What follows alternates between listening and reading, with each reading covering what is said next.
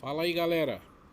O negócio é o seguinte: o cliente deixou um EcoSport aqui 2013 se queixando de um barulho na suspensão. Eu tava achando que era amortecedor, bandeja, mas eu desmontei aqui e vou mostrar pra vocês que é uma coisa muito simples.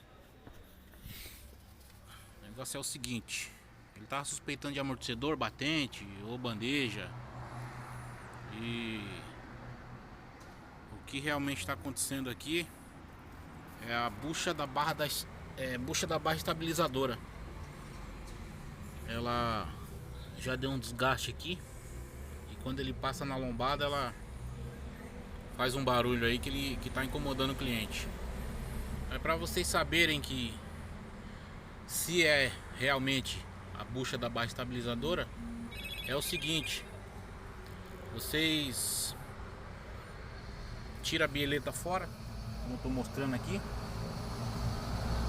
a bieleta dos dois lados, do lado direito e lado esquerdo, tira fora e faz o curso da barra estabilizadora com a mão.